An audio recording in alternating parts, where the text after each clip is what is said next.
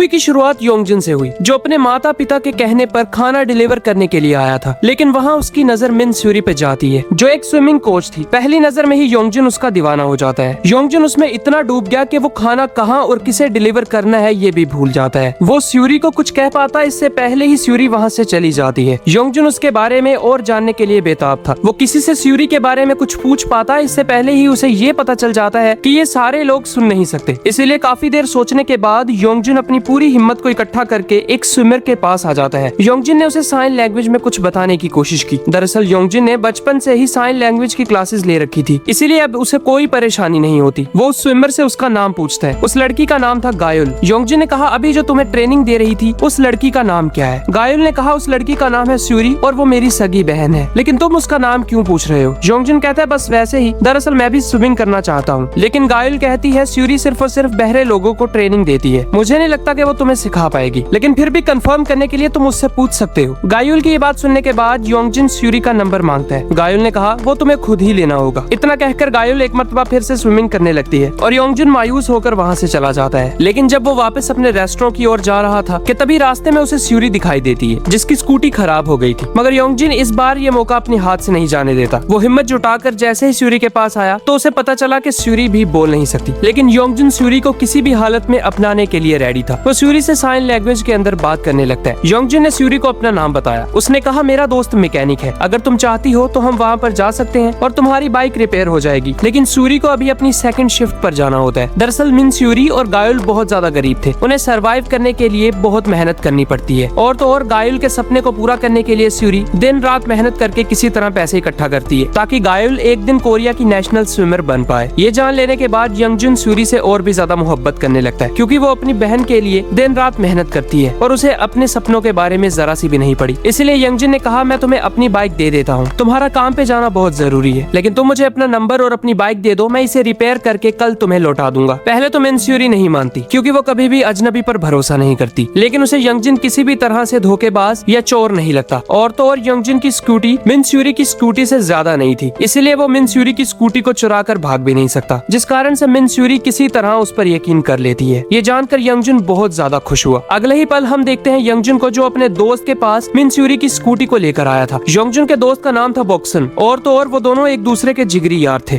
BOXN ने कहा, ये पुराने जमाने वाली स्कूटी तुम्हारे हाथ कैसे लगी? लेकिन योंगजिन बॉक्सन को सच नहीं बताता। योंगजिन ने कहा, ये हमारे घर पे पुरानी पड़ी हुई थी, सोचा इसे रिपेयर करवा लूं। लेकिन बॉक्सन ने कहा, मैं बचपन से तुम्हारे घर आ रहा हूँ, मैंने तो इसे कभी नहीं देखा। ये सुनकर योंगजिन एक और झूठ बोल देता है। उसने कहा, ये स्कूटी मेरे दादाजी की है और अभी अभी गाँव से मेरे पापा इसे लेके आए हैं। इसलिए बॉक्सन फ्री के अंदर योंगजिन की ये स्कूटी सही करने को मान जाता है। लेकिन योंगजिन कितना भी छुपा ले, बॉक्सन को उस पर शक हो ही जाता है, क्योंकि बातों ही बातों में योंगजिन अपने इशारे कर रहा था, ठीक वैसे ही जैसे कोई आदमी बहरे आदमी से बात कर रहा हो। लेकिन अभी भी बॉक्सन को कुछ भी कंफर्म या क्लियर नहीं होता। तभी वो सीन कट हो जाता है और हम देखते हैं मिन स्यूरी को, जो अपनी पार्ट टाइम जॉब कर रही थी। 7 घंटे की कड़ी मेहनत करने के बाद उसकी जॉब का टाइम खत्म हो जाता है। जैसे ही रात हुई तो हम देखते हैं योंगजिन को, जो लगातार मिन स्यूरी को ही टेक्स्ट किए जा रहा था, लेकिन मिन स्यूरी की तरफ से उसे कोई भी रिप्लाई नहीं आता, जिस कारण से योंगजिन बहुत दुखी हो गया। तभी वहाँ पर बॉक्सन आया, जो योंगजिन को कहता है, आज से पहले तुम्हें मोबाइल के अंदर घुसे हुए नहीं देखा, इसलिए कोई ना कोई चक्कर तो जरूर है। लेकिन योंगजिन अभी भी बॉक्सन से ये बात छुपाता है। बॉक्सन ने योंगजिन के फोन के अंदर झांकने की भी कोशिश की, लेकिन इस चीज का कोई फायदा नहीं होता। जैसे ही रात हुई तो हम देखते हैं मिन स्यूरी को, जो अपनी छोटी बहन गायुल को लेने के लिए स्विमिंग पूल आई थी।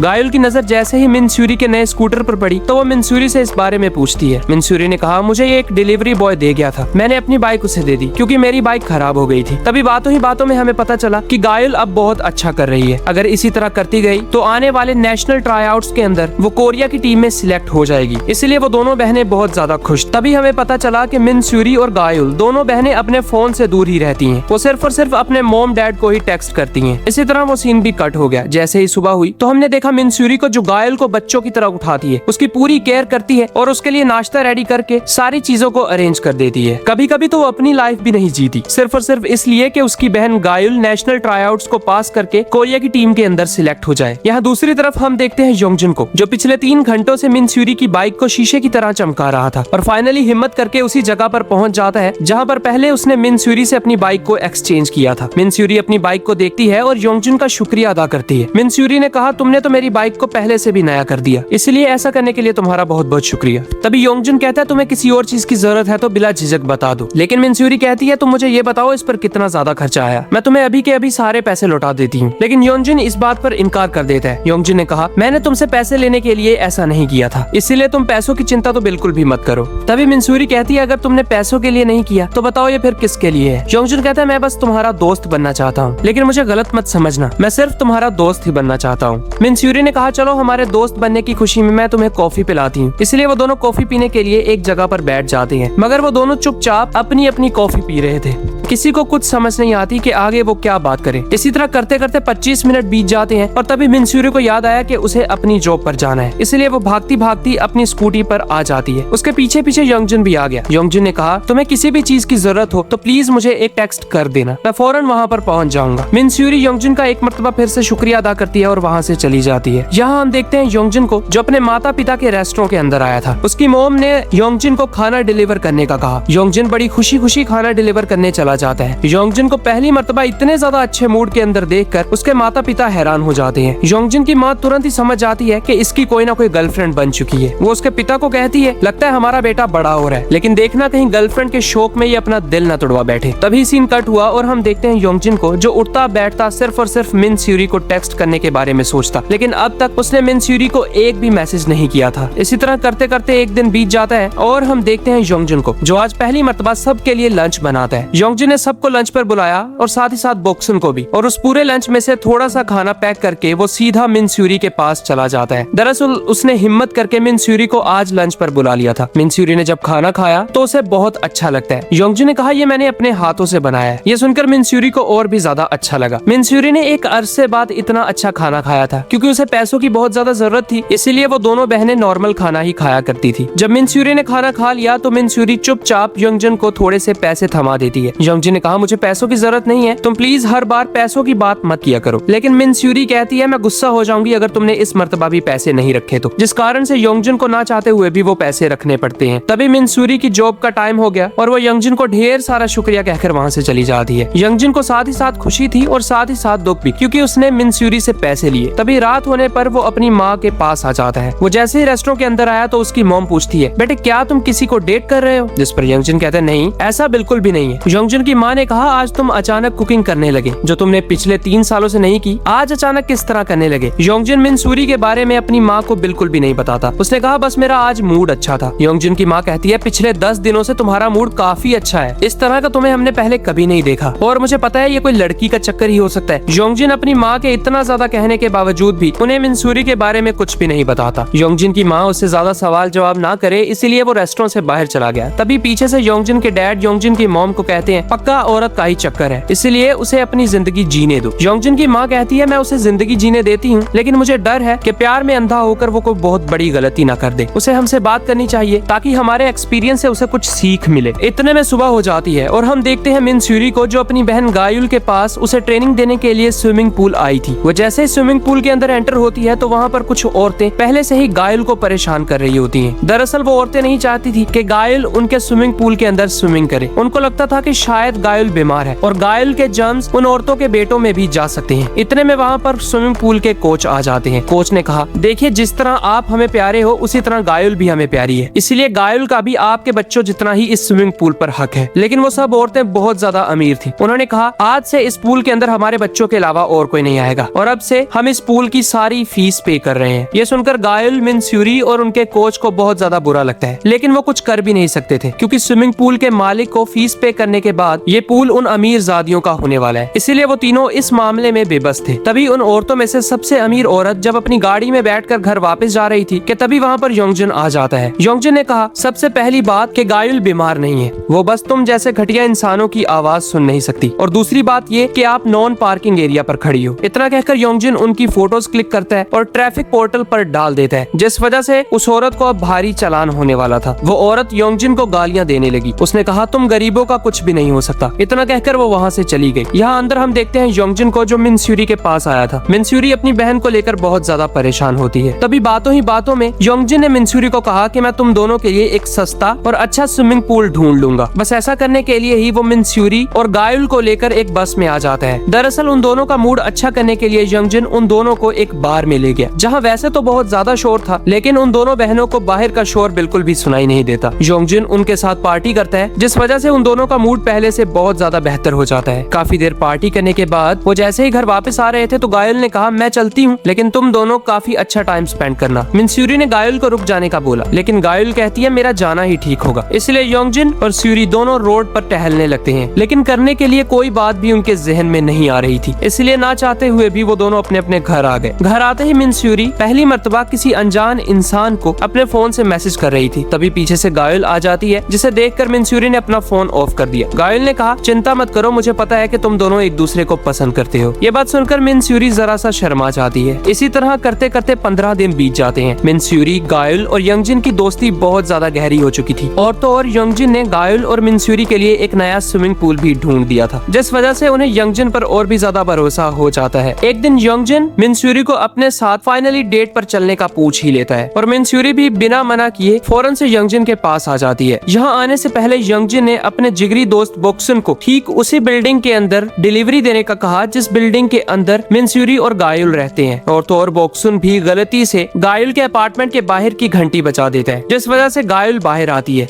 बोक्सुन पहली मर्तबा गायल को देखकर उसका दीवाना हो जाता है, लेकिन गायल तुरंत ही खाना उठाकर अंदर चली गई। यहाँ हम देखते हैं योंगजिन और मिनस्यूरी को, जो एक पार्क के अंदर टहल रहे थे। वो दोनों बातों ही बातों में एक दूसरे के बहुत ज्यादा करीब आ जाते हैं। और अब तो फाइनली मिनस्यूरी भी योंगजिन को बहुत ज्यादा प्यार करने लगी थी, क्योंकि उसके माता पिता के अलावा सिर्फ योंगजिन ही था जो उनकी बहुत ज्यादा केयर करता था। तो बदले में मिनस्यूरी भी अब योंगजिन की केयर करने लगी थी। इसी तरह करते करते शाम हो जाती है। यहाँ हम देखते हैं गायल के अपार्टमेंट का सीन, जहाँ बिल्डिंग के अंदर आग लगने की वजह से गायल के अपार्टमेंट के अंदर धुआं भरने लगता है। लेकिन बेचारी गायल फिल्म देखते देखते ही सो गई थी, इसलिए बहुत देर दम घुटने के बाद जब गायल को होश आती है तो वो डर के मारे तुरंत ही अपार्टमेंट से बाहर निकल गई। लेकिन इस चीज के बारे में मिनस्यूरी को भनक तक नहीं थी। वो बिल्डिंग से बाहर निकलने की कोशिश करती है और यहाँ वहाँ भटकती हुई लिफ्ट के अंदर आ जाती है, मगर लिफ्ट काम नहीं कर रही थी। लिफ्ट नीचे आकर रुक तो गई, लेकिन उसका दरवाजा नहीं खुलता, इसलिए बेचारी गायल बहुत ज्यादा घबरा जाती है। लेकिन तभी बाहर से किसी की आवाज आई, जिसने लिफ्ट का दरवाजा खोलकर उसकी जान बचा ली। यहाँ हम देखते हैं मिनस्यूरी और योंगजिन को,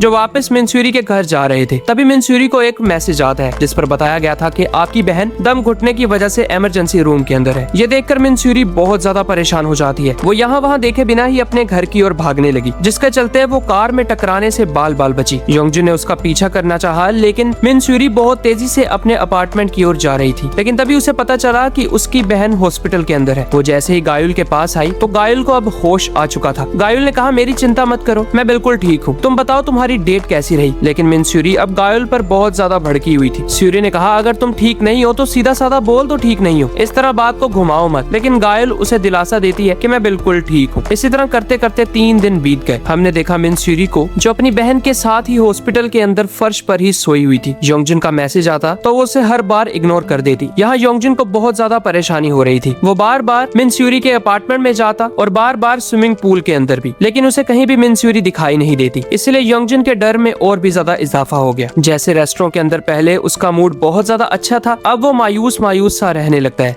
इसी तरह करते करते 6 दिन बीत जाते हैं। हमने देखा गायल को, जो एक मरतबा फिर से स्विमिंग करने लगी थी, लेकिन इस बार दम घुटने की वजह से उसके फेफड़े कमजोर हो जाते हैं। वो ज्यादा देर तक सांस नहीं रोक पाती, जिस वजह से वो बहुत ज्यादा स्लो हो चुकी है। और तो और ट्रायल्स के दिन भी नजदीक आ रहे हैं। ठीक 21 दिन बाद नेशनल टीम के ट्रायल्स होने वाले हैं। अगर गायल इस मरतबा परफॉर्म ना कर पाई तो अगले ट्रायल्स 5 साल बाद होंगे। और जीत के इतना करीब आने के बाद मिनस्यूरी और गायल हार नहीं सकते। जब गायल की ट्रेनिंग पूरी हो गई तो मिनस्यूरी गायल को अपने साथ चलने का कहती है, लेकिन यहाँ गायल अजीब तरह से मिनस्यूरी पर गुस्सा करने लगी। गायल ने कहा मैं अपने दोस्तों के साथ कहीं घूमने जा रही हूँ, इसलिए तुम घर चली जाओ और मैं खुद ब खुद घर आ जाऊंगी। गायल के बात सुनकर मिनस्यूरी बहुत ज्यादा हैरान होती है, लेकिन वो गायल को ज्यादा परेशान नहीं करना चाहती थी, इसलिए मिनस्यूरी अकेली ही घर चली गई। वो रात के 12 बजे तक गायल का इंतजार करती रही और जैसे ही गायल घर आई तो मिनस्यूरी सोने की एक्टिंग करती है, क्योंकि उसे गायल का ये बर्ताव अच्छा नहीं लगता। और गायल भी अपने बिस्तर पर लेटी हुई रो रही थी। इसी तरह सुबह हो गई और हमने देखा गायल को, जो इस मर्तबा मिनस्यूरी से भी पहले उठकर अपनी ट्रेनिंग के लिए निकल जाती है। ये चीज मिनस्यूरी को बहुत ज्यादा परेशान कर देती है। जाते हुए गायल ने एक नोट छोड़ा था जिसमें लिखा होता है मैं अपनी ट्रेनिंग के लिए जा रही हूँ, तुम मेरी चिंता मत करो, तुम बस अपनी डेटिंग करो। गायल का छोड़ा हुआ नोट पढ़कर मिनस्यूरी को पता चल जाता है कि उस दिन डेट की वजह से मिनस्यूरी गायल को बचा नहीं पाई और मिनस्यूरी की ये एक गलती गायल पर बहुत ज्यादा भारी पड़ गई है। मिनस्यूरी जैसे ही तैयार होकर नीचे आती है तो वहाँ पर योंगजिन पहले से बैठा हुआ था। योंगजिन मिनस्यूरी को कहता है तुम उस दिन इतनी जल्दी भागी, मुझे लगा कोई बहुत बड़ी आफत टूट पड़ी है। मिनस्यूरी कहती है आफत से कम नहीं थी, मेरी बहन का दम घुट गया था, जिस कारण से उसकी तबीयत बहुत ज्यादा खराब हो गई थी। अब तो तो वो ठीक है, लेकिन वो ट्रायल्स को कंटिन्यू नहीं कर पाएगी। वो अपनी ट्रेनिंग सही से नहीं करती क्योंकि वो सांस नहीं रोक पाती, इसलिए प्लीज मेरी मुश्किलों को और मत बढ़ाओ।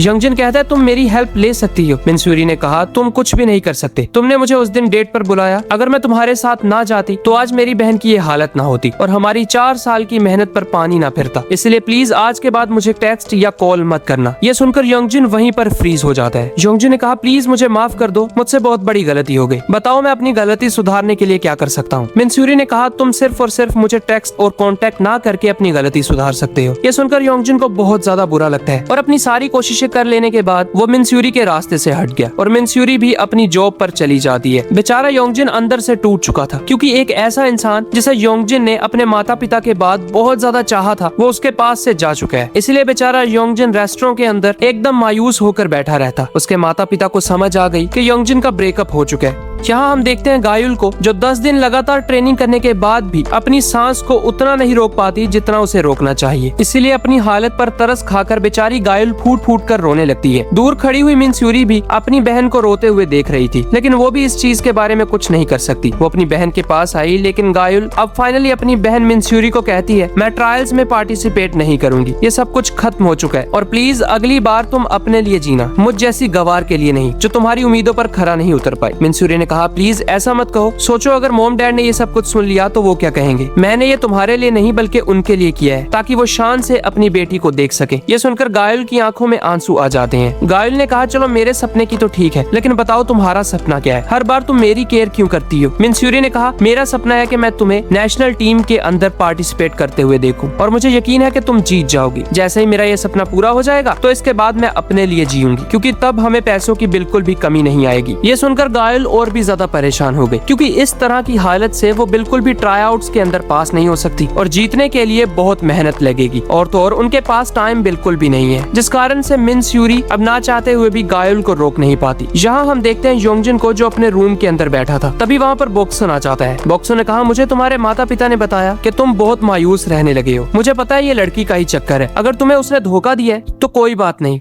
उसकी वजह से तुम अपनी जिंदगी को नर्क मत बनाओ। योंगजिन कहते हैं वो बेचारी बहुत साफ दिल की है, वो किसी को धोखा नहीं दे सकती। बॉक्सन ने कहा तो फिर तुम किस बात पर दुखी हो मेरे भाई। जवाब में योंगजिन कहता है उसके अपार्टमेंट में आग लगने की वजह से उसकी बहन अब स्विमिंग नहीं कर पाती। जिस दिन उसके अपार्टमेंट में आग लगी उस दिन हम दोनों साथ थे। उसका ये मानना है कि अगर वो मेरे साथ ना होती तो अपनी बहन को बचा सकती थी, इसलिए वो मुझ पर बहुत ज्यादा गुस्सा है। ये सुनकर बॉक्सन भी बेचारा चुप हो जाता है क्योंकि किस्मत की वजह से अब योंगजिन बेचारा मिनस्यूरी की नजरों में एक विलन बन चुका है। यहाँ हम देखते हैं मिनस्यूरी को जो अपने माता पिता से मिलने के लिए गाँव आई थी। वो दोनों अपनी बेटी से बहुत ज्यादा खुश होते हैं, लेकिन मिनस्यूरी ने कहा कि गायुल अब स्विमिंग नहीं कर पाती और हमें नहीं लगता कि गायुल अब नेशनल टीम के अंदर सिलेक्ट हो पाएगी। पहले तो उसके माता पिता बहुत परेशान होते हैं, लेकिन तभी उनके तजुर्बे ने एक बात बताई। वो मिनस्यूरी को एक टोटका बताते हैं जिसे पीने से फेफड़े मजबूत हो जाएंगे। गायुल हमारी बेटी है और काफी मजबूत है, वो बिना कानों के इस जालिम दुनिया के अंदर सरवाइव कर पाई है, तो ये फेफड़े क्या चीज है, हमें अपनी बेटी पर पूरा यकीन है। तभी सीन शिफ्ट हुआ और हम देखते हैं योंगजिन को जो अपने रूम के अंदर बैठा हुआ था। तभी उसकी मॉम उसके पास आती है। उसकी मॉम ने कहा मुझे पता है कि तुम लड़की के पीछे अपनी जिंदगी खराब कर रहे हो, लेकिन मुझे बॉक्सन ने बताया कि तुम्हारी सिचुएशन कैसी है। वो लड़की ज्यादा अमीर भी नहीं है, इसलिए मेरी सलाह मानो तो जैसा मैं कहती हूँ वैसा ही करना। पहले तो योंगजिन बहुत ज्यादा झिझकता है, लेकिन उसकी मॉम ने कहा एक आखिरी हरबा इस्तेमाल करके देख लो, अगर ये काम कर गया तो इसमें तुम दोनों का भला हो जाएगा। यहाँ हम देखते हैं गायुल और मिनस्यूरी को, जहाँ पर मिनस्यूरी गायुल को कहती है मुझे मॉम डैड ने एक टोटका बताया है जिसे पीने से तुम्हारे लंग्स मजबूत हो जाएंगे। गायुल ने कहा आप चिंता मत करो, मेरे फेफड़े पहले ही मजबूत हो रहे हैं और मैं हर रोज अच्छी तरह से अपनी ट्रेनिंग कर पा रही हूँ। मुझे लगता है कि मैं नेशनल ट्राईआउट्स को पास कर लूंगी। ये सुनकर मिनस्यूरी काफी ज्यादा खुश होती है। इसी तरह वो सीन भी कट हो गया। हम देखते हैं मिनस्यूरी को जो आज पहली मर्तबा स्विमिंग पूल के अंदर पानी में सांस रोकने आई थी, क्योंकि मिनस्यूरी के लिए उसकी बहन गायुल ये हर रोज करती है। जैसे ही वो पानी से बाहर निकली तो हमने देखा योंगजिन को जो सीधा उसके पीछे ही आकर बैठा था। योंगजिन बहुत जोर से बोलता है मैं तुमसे बहुत ज्यादा प्यार करता हूँ, मुझे माफ कर दो कि मेरी वजह से तुम्हारा सारा सपना चकनाचूर हो गया, लेकिन यकीन मानो मेरा इरादा तुम्हें नुकसान पहुँचाने का बिल्कुल भी नहीं था। तुम चाहे मुझे छोड़ भी दो, मैं मरते दम तक तुम्हें प्यार करूंगा। तुम चाहे जैसी भी हो, तुम मेरी जिंदगी का एक हिस्सा हो, इसीलिए आई लव यू। जैसे ही योंगजिन ने आई लव यू बोला तो मिनस्यूरी पलटकर पीछे मुड़ती है। योंगजिन मिनस्यूरी को हाय कहता है। मिनस्यूरी जैसे ही योंगजिन के पास आई तो वो योंगजिन को अपने साथ पानी में खींच लेती है, जिस वजह से योंगजिन बहुत खुश होता है। योंगजिन ने उसे कहा आज शाम को तुम्हें हमारे रेस्टोरेंट में डिनर के लिए आना है, और ये मैं नहीं कह रहा, ये मेरे मॉम डैड कह रहे हैं, प्लीज उन्हें मना मत करना, मेरे लिए नहीं तो उनके लिए जरूर आना। इसके बाद वो सीन कट हो गया। यहाँ हम देखते देखते हैं रेस्टोरेंट का सीन, जहाँ पर योंगजिन मिनस्यूरी को लेकर अपने माता पिता के पास आ जाता है। वो दोनों मिनस्यूरी को देखकर बहुत ज्यादा खुश थे। फिर चारों के चारों एक टेबल पर बैठ जाते हैं, जहाँ योंगजिन के माता पिता मिनस्यूरी को साइन लैंग्वेज के अंदर कुछ बातें समझाने की कोशिश करते हैं, लेकिन उन दोनों को इतनी ज्यादा साइन लैंग्वेज नहीं आती थी। उनकी ये हालत देखकर मिनस्यूरी उन दोनों से माफी मांगती है, लेकिन इस मर्तबा साइन लैंग्वेज में नहीं बल्कि अपने मुंह से। ये सुनकर वहाँ पर बैठे तीनों के तीनों हैरान हो जाते हैं। योंगजिन की आंखें फटी की फटी रह गई। योंगजिन की माँ ने कहा, तुमने तो बोला था ये बोल नहीं सकती, जिस कारण से योंगजिन तुरंत ही मिनस्यूरी को पूछता है, अगर तुम बोल सकती थी तो पहले मुझे क्यों नहीं बताया? लेकिन मिनस्यूरी कहती है, मुझे लगा शायद तुम बोल नहीं सकते। ये सुनकर योंगजिन को बहुत ज्यादा हंसी आती है, लेकिन तभी योंगजिन मिनस्यूरी को कहता है, क्या तुम मुझसे शादी करोगी? मिनस्यूरी अपने लिए इतनी बड़ी बात सुनकर बहुत ज्यादा खुश होती है और उसने झट से हाँ कह दी। योंगजिन के माता पिता कहते हैं, तुम्हें जितने पैसों की जरूरत है हम तुम्हें देंगे। अपनी बहन को अच्छा ट्रीटमेंट दो, हेल्दी चीजें खिलाओ और कड़ी ट्रेनिंग देकर उसे नेशनल टीम के अंदर सिलेक्ट करवाओ। बस इतना ही था कि गायल को अब ये सारी फैसिलिटीज दे दी जाती हैं और वो डट के अपनी ट्रेनिंग करती है। इसी तरह करते करते आज फाइनली वो दिन आ जाता है जहां नेशनल टीम के अंदर सिलेक्ट होने के लिए ट्रायल्स होने वाले हैं। सभी स्विमर्स रेडी थे। जैसे ही रेस शुरू हुई तो गायल ने सिर्फ और सिर्फ 27 सेकंड्स के अंदर अपने लैप को पूरा कर लिया और इस तरह वो नेशनल ट्राईआउट्स के अंदर पहली पोजीशन हासिल कर लेती है। और फाइनली अपनी बहन की और खुद की इतनी ज्यादा कोशिशें करने के बाद वो कोरिया की नेशनल टीम के अंदर सिलेक्ट हो गई। सबसे पहले मिनस्यूरी ये बात योंगजिन को बताती है। योंगजिन ने कहा, चलो अब हम आराम से शादी कर सकते हैं। योंगजिन बहुत खुश था क्योंकि मिनस्यूरी को उसकी सब पसंदीदा चीजें मिल चुकी हैं और साथ ही साथ योंगजिन को भी मिनस्यूरी मिल गई है। इसी हैप्पी एंडिंग के साथ ये शानदार फिल्म यहीं खत्म हो गई। शुक्रिया दोस्तों।